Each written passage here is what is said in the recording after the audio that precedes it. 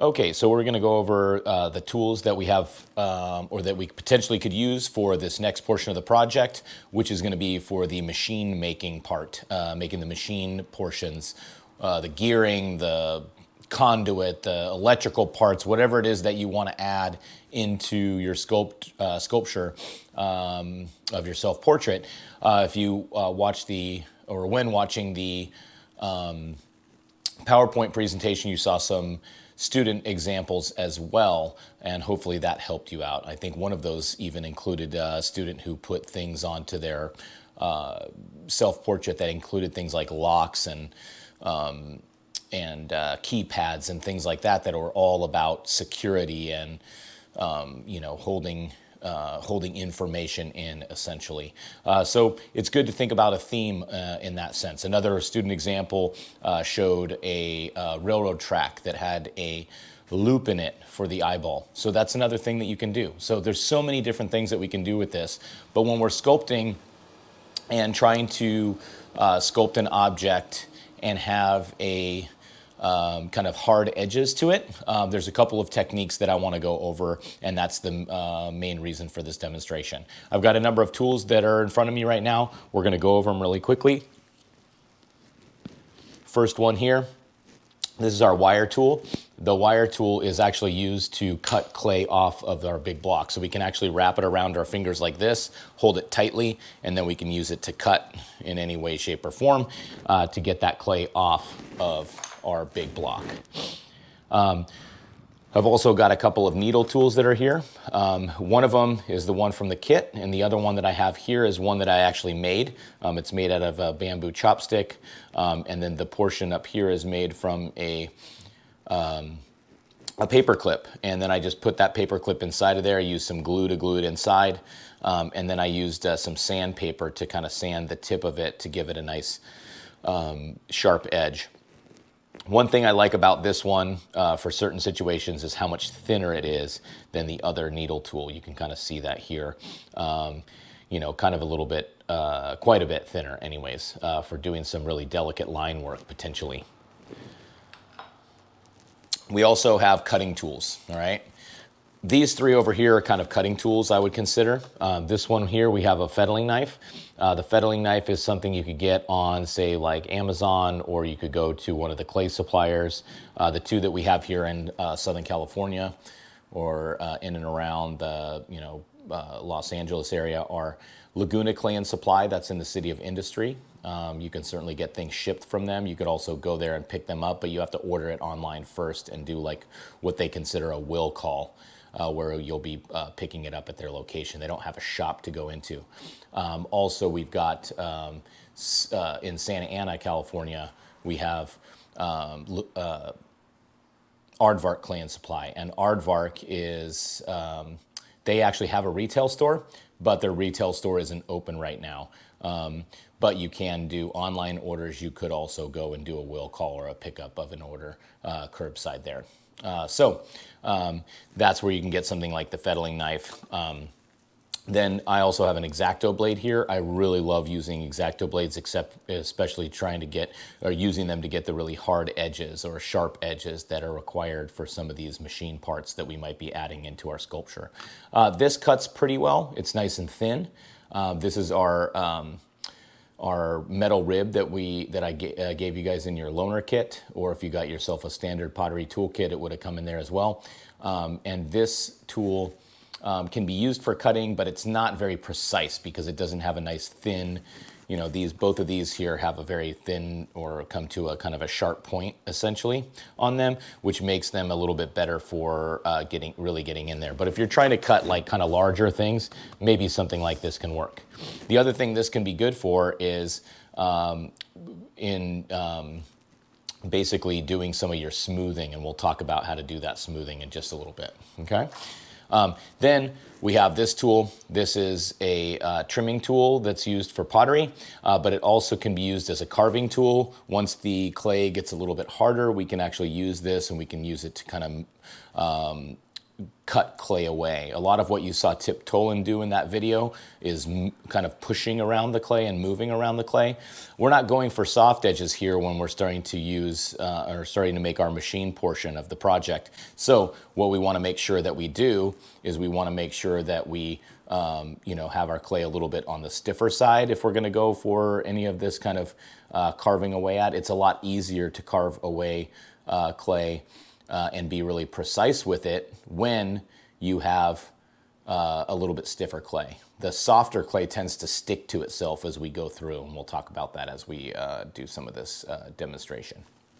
And then the very last thing is this. This is something that I made. It's made out of a cork and a couple of toothpicks. The toothpicks I just kind of pushed into the base there. This I use as a scoring tool or a scratching tool. And what we need to do, because we're actually going to be firing these pieces of ceramic, is that when we connect clay to clay, if we're going to be adding a component that we make separate from the rest of the sculpture, we need to be able to put that object onto our clay. And when we put that object onto our clay, we want to scratch or score and slip. I'm going to talk to you guys about how to make slip as well. So that way those pieces stay together when they get fired, and also just when they dry out. A lot of times what we're doing in ceramics is trying to make sure that everything's just going to stay together while it is in the drying stage, but then also it has to be connected well enough so when it goes into the kiln to get fired, we end up getting all of our pieces end up sticking and staying onto our clay object. So there's a specific way that we do that, and that's what we're going to cover today as well. Okay, so we got our big block of clay here. The first thing that I'm going to do is I'm going to get myself my wire tool, and I'm going to cut myself off kind of a chunk of clay here. And there's no real specific way that you need to go in to be able to cut this piece off. You just want to get yourself a nice piece of clay, okay? I'm going to be flattening this little piece of clay out. And some of these spots, if I've got like a little portion like this that's just kind of dangling out here, this is not really usable. What I don't want to do is take this and just start smashing it like this and crumpling it together, because I might trap air inside of that clay, okay? So it's really important that, with those little pieces, maybe I come through here and I kind of just get rid of some of those, okay? Put them back onto my block of clay. And then I'm going to kind of take this and start smushing it together to kind of make it into kind of a ball of clay. I want to start out with kind of a sphere, but I'm trying to do this very carefully so that I don't trap a bunch of air anywhere, okay? So I'm going to get this and kind of just squeeze it in my hand and turn it into a ball of clay. Then what I'm going to do, it doesn't have to be perfect, is that I'm going to set it onto my table, and then I'm going to start hitting this, and I'm going to start flattening it out into a flat object, okay? So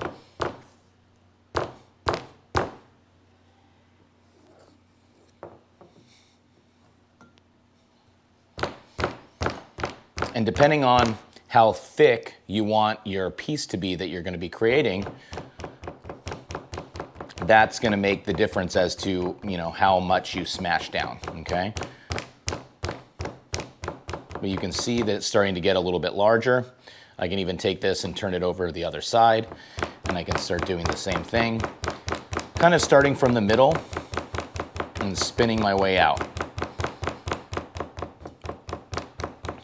If you have a rolling pin at home, using a rolling pin really is helpful too, to be able to kind of roll the clay out. Even if you just have like a wooden dowel, I actually have a couple of wooden dowels, and you can use those to kind of roll this stuff out as well. But many of us don't have those things at home, and so doing something like this is going to work out. The other thing that we can do is, because now I've got all these little kind of lumps and bumps that are there from my fingers, and I don't necessarily want them there, I can take this and kind of hit it onto the table, kind of smack it onto the table like so, and start to flatten things out. I can also use this, this tool that we talked about, and this tool, I can use this to kind of smooth over my clay like so, to start kind of smearing it and get rid of some of those lumps and bumps. So I have a nice, flat, smooth clay piece that I'm going to work with. One of these sides is a little bit thicker, so I'm going to thin that one out. And I'm probably not going to use all of this from one edge to the other edge. I'm just kind of preparing the clay and getting it to the thickness level that I want, depending on what kind of an object I'm going to make. If you're going to make a real thin object, you got to pound this out and get it nice and thin. If you want to make a thicker object that's going to add a little bit more relief to your object, then you want to make a little bit thicker object. It all depends on the thing that you want to make, right?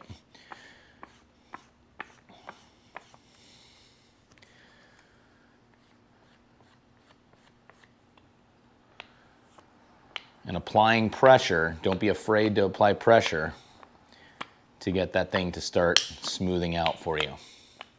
All right, and just be really careful with this tool because it is very thin and it is easy to cut yourself with it, so we want to be careful. Any little crumbs of clay that come off, we kind of want to just discard those. If they're soft enough and we catch them early enough, then one of the things we can do with them was we could just put them back into our ball of clay or into our container of clay. But maybe that's not going to work out for you, okay? Just all depends on how dry they are, right? Now I'm going to smooth out this next side, and sometimes I take and I'll just use my finger to kind of get some of this clay off of the rib, and then I'll go at it, all right?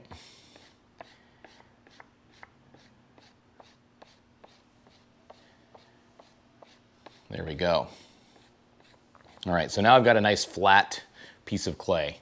And now what I'm going to do with this, if I want to, like, say, cut out something like a gear, okay? What I want to do is I want to let this object sit. I want to let it sit on a board or let it sit out in the open so that way it can start to dry out. If you don't let it dry out and you try to start to cut things when the clay is very soft, it's very difficult to cut objects in that sense, right? If we want to make something round, we can find something around the house that has a roundness to it and actually trace around that using something like the needle tool. We'll talk about this a little bit later once this thing dries out, right? So we want to do those sorts of things, but we want to let this thing stiffen up, okay? And there's dryness levels of clay. I believe we've talked about them already, but I'm just going to go over them one more time so we all understand and we're all on the same page in terms of dryness levels of clay. Right now, this is wet clay. It's fresh out of the bag, right? That's not really a dryness phase or a stage. That's just wet clay. That's just the stuff we get from the bag, okay? Then we have, once it starts to stiffen up a little bit, it gets to a stage that I call cheese hard. That's where it has the kind of consistency of a block of cheddar cheese.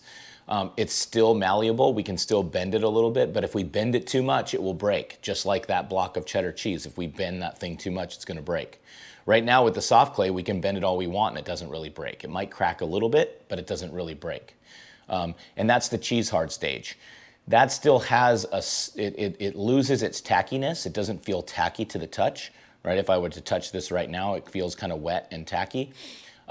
It starts to get a little bit more of a waxy appearance when it starts to get cheese hard.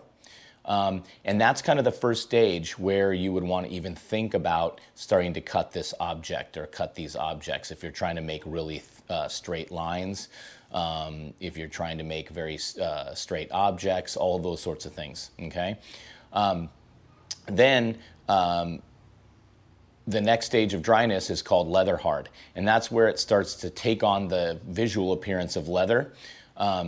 It is no longer flexible. You can't bend it, okay? If you try to bend it at all, it's just going to break, all right? So that's the leather hard stage. That leather hard stage is the last stage of dryness where I can attach anything to, you know, any kind of clay to clay. So if your object is leather hard and your face is leather hard, you could still connect objects together. But if your face is leather hard and then the object that you've made is past leather hard, which we'll talk about in a moment, then you're not going to be able to connect these two objects together. Most likely they're going to break, fall apart in the firing or even before the firing. So you just really want to be careful with dryness stages. And if you have any questions about dryness stages, please contact me. Those are then the final dryness stage is bone dry. okay? And bone dry, what starts to happen, when it starts to get past leather hard, you start to see a little bit of a film on the outside of the clay where it starts to lighten up. Even that dark clay that you guys have, it's gonna actually be easier for you guys to see it because you're gonna start to see this white film start to get on the outside of the clay, and then you'll start to see it get a little bit splotchy in color where it's lighter in sections and darker in sections. And that's where you're past leather hard. That's how you know you're past leather hard. And that's when you don't want to connect any other objects. It becomes very difficult for you to carve away or pull any parts away from your object. So that's something that we want to just be careful of, okay? So there they are. We've got wet clay, we've got cheese hard, we've got leather hard, and we've got bone dry, okay? Those are the stages of dryness of clay, all right? Once your clay object becomes completely bone dry, it will actually lighten up quite a bit, and then it won't be cold to the touch any longer. It will be room temperature feeling. You'll touch the clay and it'll feel more like the air temperature rather than being really cold. You don't at any time want your face to get to that level until you're completely done with your object. We're going to talk a little bit more about how to do, like where we want to be before we start, because we don't want it to get bone dry before we start hollowing everything out. So there's going to be another video that's going to be involved in this about how to recognize when it's at that stage where we should start to kind of remove the back portion of this and start to hollow it out. But that'll come much later, okay? So this piece of clay, I've had this drying for a little bit of time, and you can see that if I hold it on this end, right, you see how it doesn't flop down? It's actually become stiffer. But if I wanted to, I actually could bend it. I'm not going to do that because it might start cracking a little bit, but this now is in that cheese hard stage that we talked about. And this is about where we want it to be when we start to manipulate it to try and make more of those human-made or more geometric style pieces. So essentially what I'm going to show you guys how to do is just kind of how to cut these things out. I'm going to make a circle. I'm going to make a little square. I'm going to make some lines. I'm just going to kind of show you how to cut these objects so that way we have a nice, essentially a nice hard edge, essentially, for what it is that we're looking for. So I have just a small circle. This is a cap from an old spice container. And what's nice about something like this is that I could take this and I could actually push it down, almost like a cookie cutter, and just apply a little bit of pressure, and then lift up, and I can get a little bit of a mark that's in that clay. It's a light mark. You might not be able to see it perfectly on the video. I'm going to kind of push down around on every side here.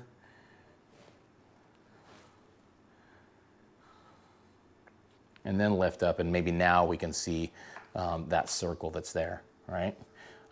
So that could be really helpful for you guys to start making circular pieces. Just look around the house and find something that might help you out. Okay, the more difficult thing about this is going to be cutting it. And so we just want to be really careful. I'm going to go grab something so that I could cut on top of it. I don't want to cut directly on my board that I'm working on, because if I cut directly on the board, I could put a mark on the board, and then having that mark on there is going to essentially allow water to kind of get in there and kind of mess up that surface. And so I want it to be nice and smooth and stay nice and smooth. So I'm going to cut on a piece of cardboard instead. And this is going to be a little bit difficult because I can't have it right next to me for while I'm doing this, so you guys can see from the different angles. So what I'm going to do is I'm going to come in with my X-Acto blade. This is my tool of choice. And I'm going to push down all the way until I get to the bottom. And then I'm going to start cutting and following this mark. And it's okay if it's not perfect. You can go a little over. That's a little bit easier, is to go over your line. And you notice I'm holding this straight up and down.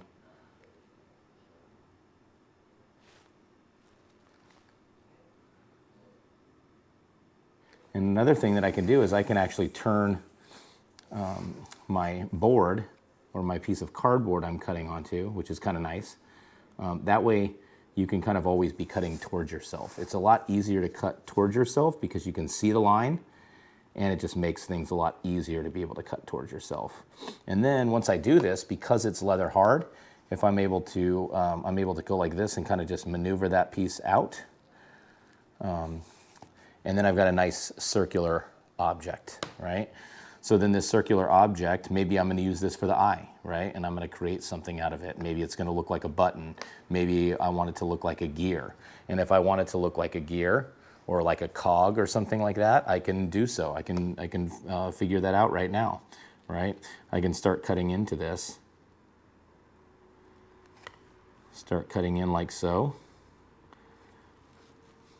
to make the little tooth of the cog or of the gear, like so. And because this clay is in that cheese hard stage, the clay doesn't stick to itself. It allows me to cut right through it, okay? It gives me a nice, very sharp edge, right? And that's what's gonna give it that kind of machine-made kind of look to it, all right? Or something that was made by human hands or by some sort of a machine or something. So, you know, lots of different ideas that we can do. And this could be anything really, you know, it just all depends on what it is that you're looking to do. So this is just kind of a technique that we can use to get those hard edges. These hard edges, they're the harder things to achieve when we're working with clay. It takes a little bit of time and practice and patience to wait for these pieces of clay to dry for us to be able to do that. And these little bits that are just slightly hard, that are at that leather hard stage, right? I can take them and just drop them right into my little container for slip, right? Maybe I have this little piece sitting here, my slip container, and I'm gonna use that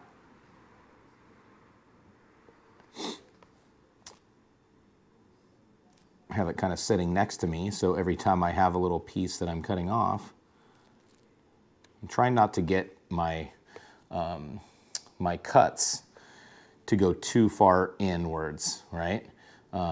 It may, on the back side, kind of mar the surface a little bit, but that's okay. We can kind of just manipulate that, and because it's still at that cheese hard stage, I can really kind of get it exactly to the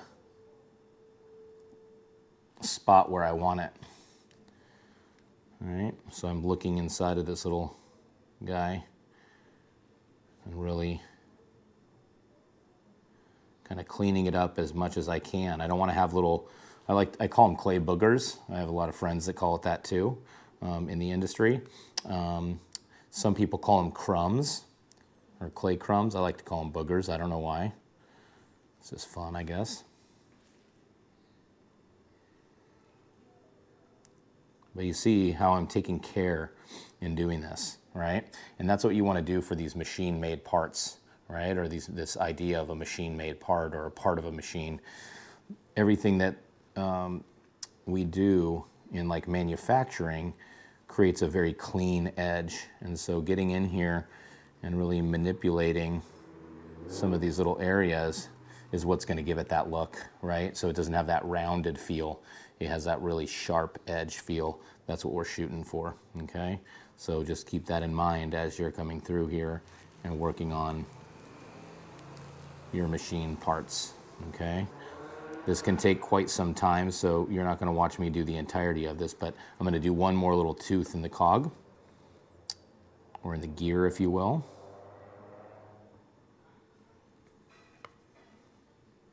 See how gentle I am with moving that X-Acto blade through there. Very precise with my cut. Thinking about how I'm going to cut it beforehand, all right?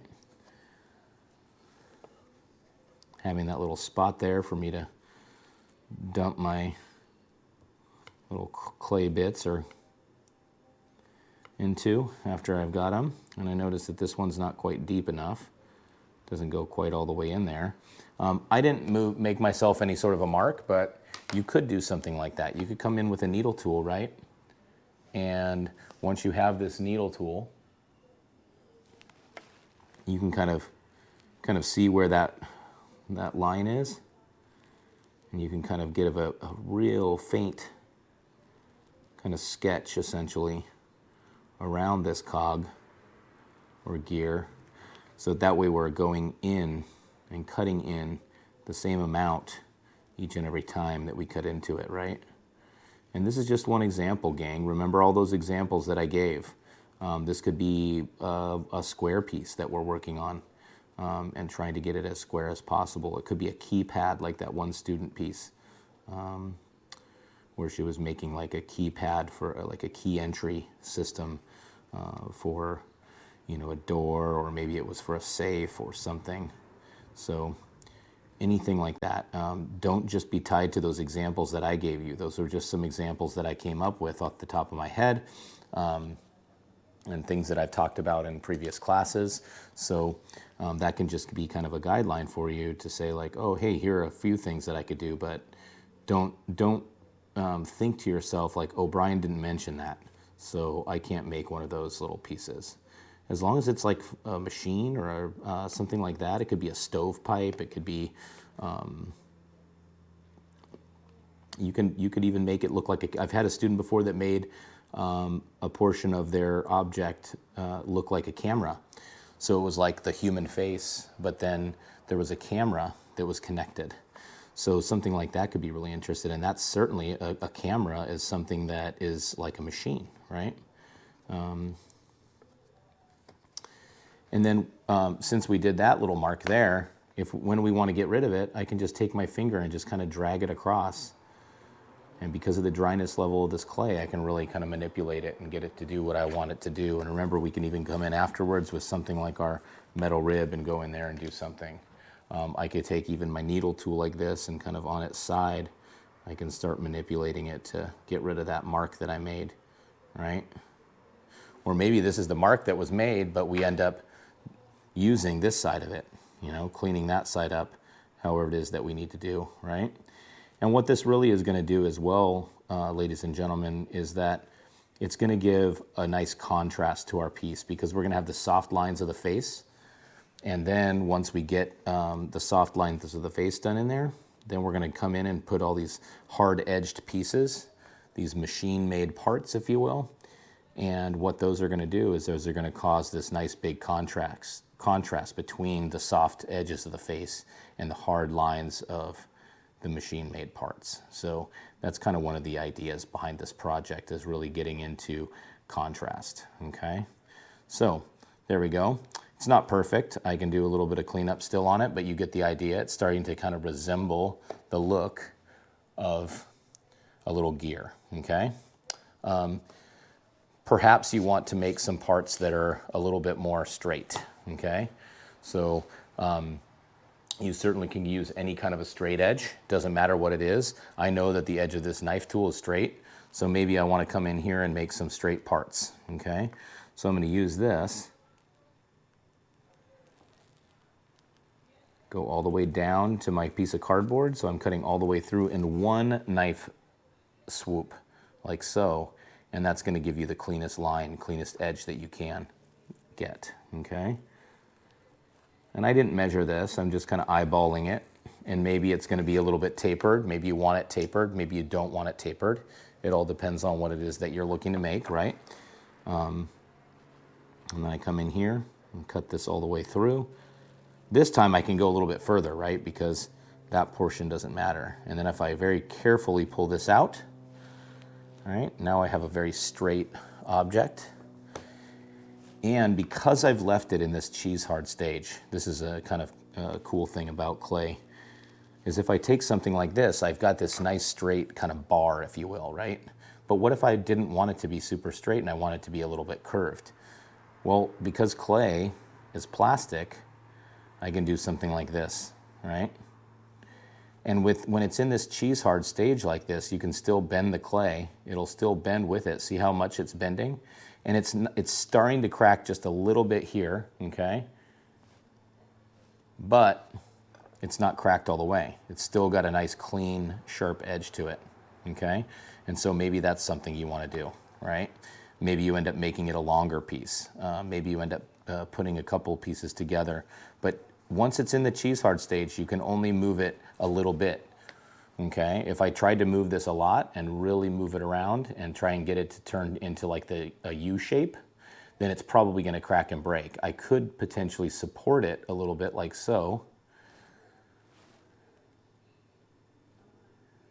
and slowly manipulate it into that U shape. But I'm starting to get a little bit of cracking here. So now once I get that cracking, I need to compress. Come in here and start compressing, all right? Okay, and then something, you know, we've got our tool, we've got our little trimming tool, okay? This is something too that maybe on our face we have a portion of it that we just kind of want to carve, right? And maybe we want to make an indentation in it that's kind of on like this kind of a shape. And so when it's at this cheese hard stage, that's when I can do it. I can actually use my needle tool to come in here and clean the inside of this because it's a little bit, it's got some crumbs of clay in there. I don't want them in there. So what I can do is I can come in here and I can actually kind of dig into the clay like so. And I could draw this through very gentle. Notice that my pinky is down on the table or down on the clay. It's resting on something, okay? And having it rest on something like that's really important. This is kind of hard to see, right? But if you look at these, this portion right in here, you can see that there's some little crumbs or boogers that are kind of sticking up, okay? If I were to take them right now and try and push them down, okay? A lot of times, if the clay is a little bit too wet, they'll come down and they'll stick on there. But because the clay is not too wet, it actually works out pretty well. Maybe a little bit less on this side. So maybe I could come in here with my X-Acto blade and I can cut some of that off real gentle, just barely touching the clay surface to get that stuff off there. And then using my finger to kind of clean everything up. And now I've done a reductive process, right? I've taken some of that away, okay? And subtracted, or subtractive, if you will, right? So we can do something like that as well. You'll get a different result if you carve into the clay using the rounded portion of this. It's still going to give you a clean edge, but the inside part is going to look different because it's not going to be squared off, it's going to be rounded. And it probably doesn't translate very well on video, but those are two different kind of styles that we can do, right? Of kind of pulling clay out, subtracting that clay, right? Again, all these little crumb bits, these are pieces that you can either put back onto your big clay block if they don't dry out too much, but if you leave them out for a long period of time, they're actually gonna dry up too much that you can't put them back onto the clay block, but I certainly can put them into my little slip container where I'm gonna make some slip out of it later, okay? So now let's talk about how we connect clay to clay. If I have something that's like this, that's a nice, you know, this is my finished piece that or shape that I want to go for, okay? What I want to do is I want to now stick it onto, let's say this is my face. Maybe this is an eyebrow, right? It doesn't really look like hair, but maybe it's a machine eyebrow, okay? So what I'm going to do is I'm going to place it onto my face where I want it to be, okay?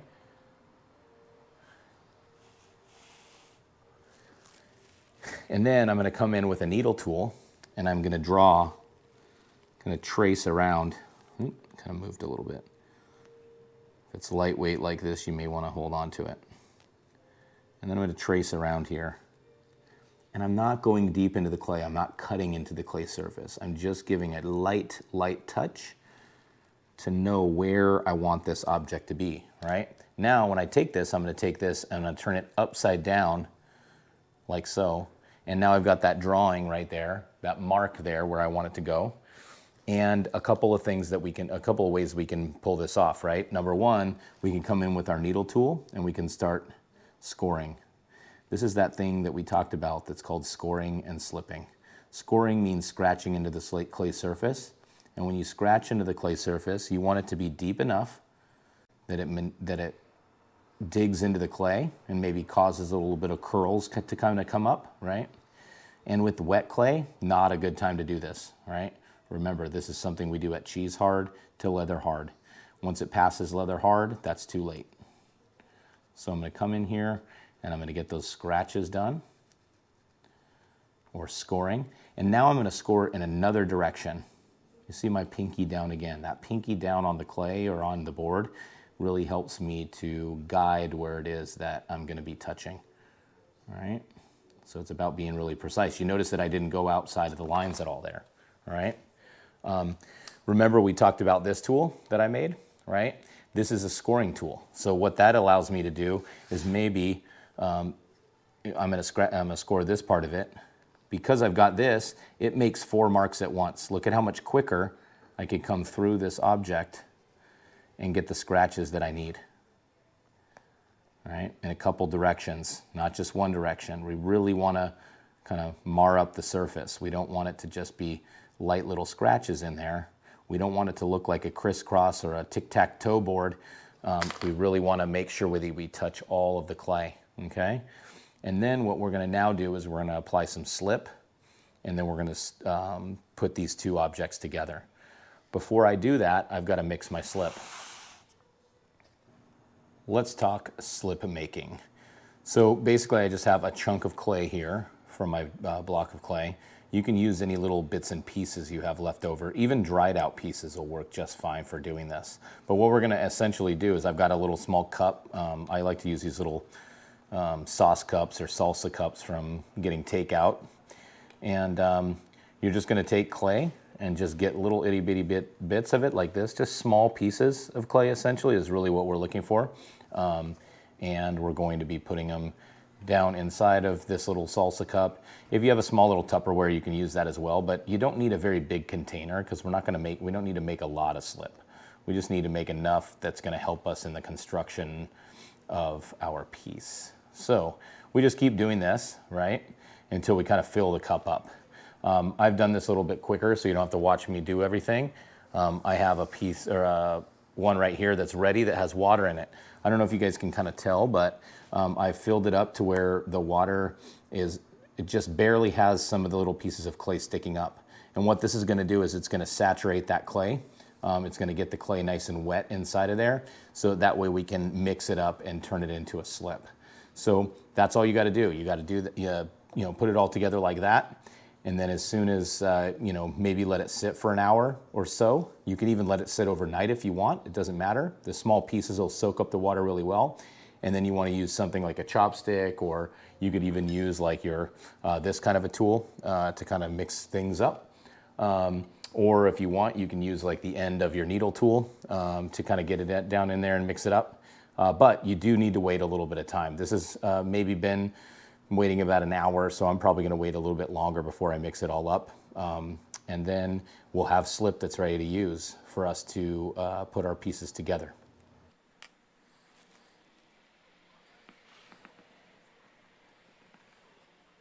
Okay, so now I've got my slip all mixed up. The longer you wait on this slip, you know, even if it's 4, 5, 8 hours overnight, the easier it's gonna be for you to mix up because the clay softens up, all that water gets inside. So I've got it to like a cream-like consistency or like a yogurt, kind of like a kind of watery yogurt essentially. All slip is clay that's suspended in water, okay? So that's one thing we want to remember because that's actually one of our vocabulary words here in ceramics is what is slip, and slip is clay suspended in water, all right? You can add a little bit more to that and say that it has a yogurt-like consistency, but we use slips in a lot of different consistencies, and this is just one that we use for what I would call construction slip. So I've got a little small brush here, and I can use this, and what I'm gonna do is I'm gonna paint on the slip into all those little marks that I just made on the clay.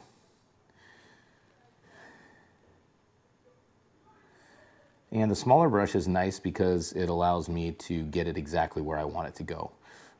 You know, so if I'm doing a larger area, maybe I would use a bigger brush.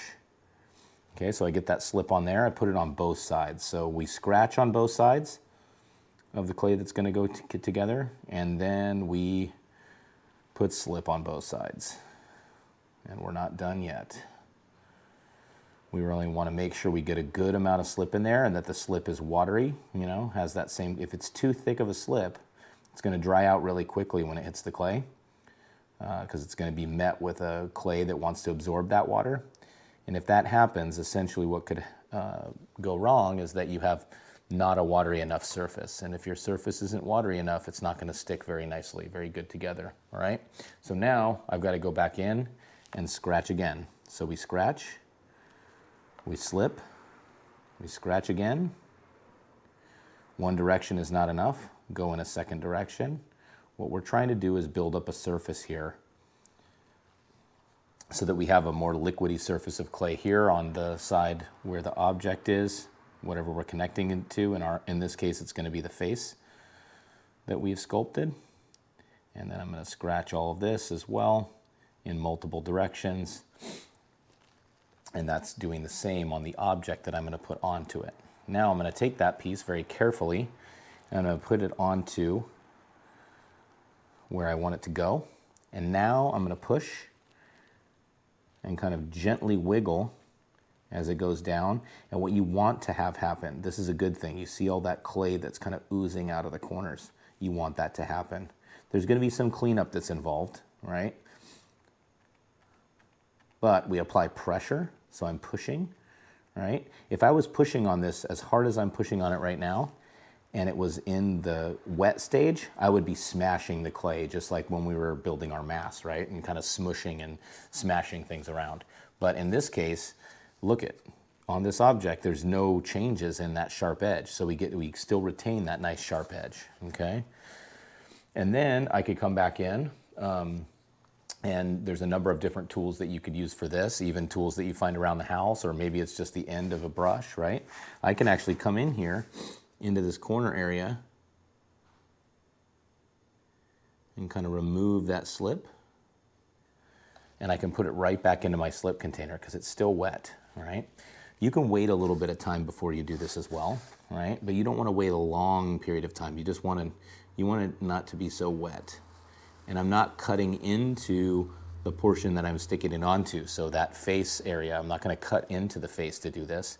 I'm just gently removing this stuff, removing that kind of ooze. If we don't get the ooze to come out of there, we probably didn't apply enough slip, okay? We didn't get it wet enough. We really want to make sure that we get it wet when we do that, all right?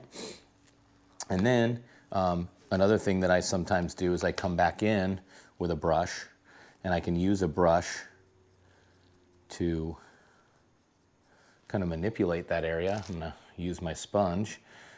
I have these things hanging around on occasion just so I can kind of clean it up quickly and not have to go to the sink or anything.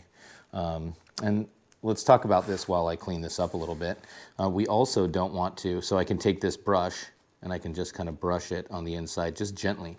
It's not a super wet brush. It's a very, very lightly damp brush. And on occasion, maybe I can add a little bit of more water, but I don't want it to actually be so wet that it's leaving a mark, okay? That it's leaving like almost a puddle on the surface.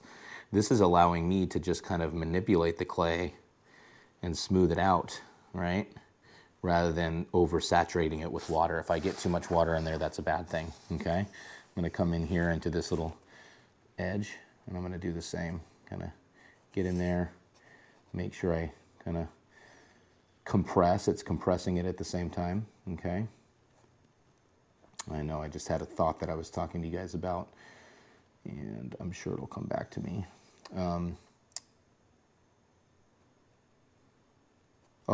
I was going to talk about clay and your sink, okay?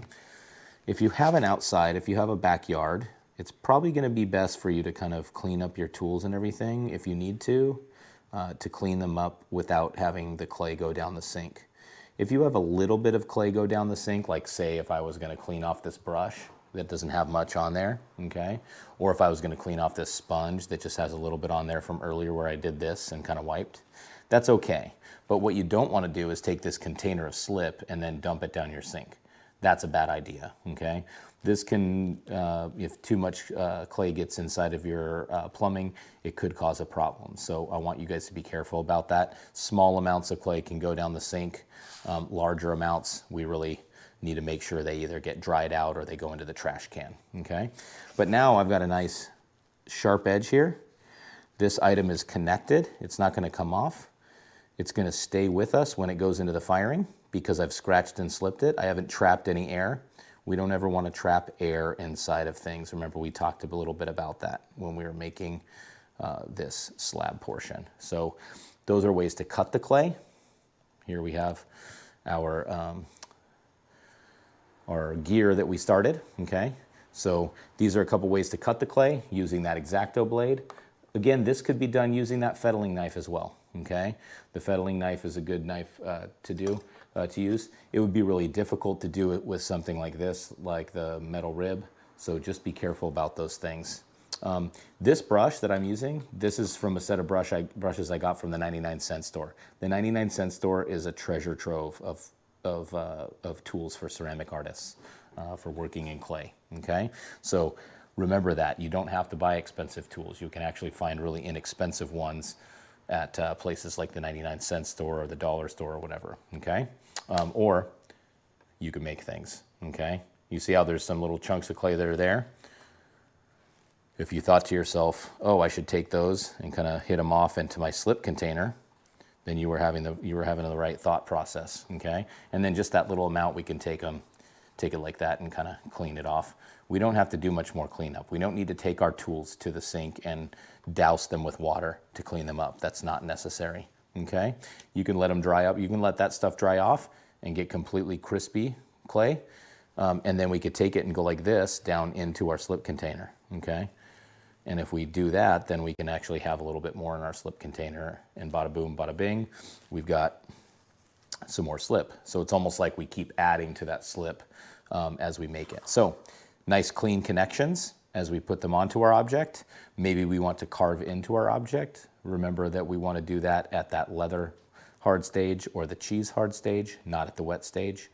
And again, we're going for hard edges, machine parts, all sorts of different things. I know I didn't make anything specifically that was very representational other than the what we have here on the gearing, okay? But it's really more just a technique to show you guys how to cut the clay if you want to add onto your object. That subtractive process is going to be here, right? Okay. Additive process here. Here, we're subtracting little bits here. And then once I use this and end up connecting it to something, then that's going to be an additive process. Could I take something like this and put it on top of that and make this space underneath? Of course I can. There's nothing wrong with that. That's going to help to create some depth maybe in our object. Maybe we want some items to protrude from our object. Maybe we want some of those items to be recessed, and that's where we're going to use that subtractive technique. So lots of different things that we can do.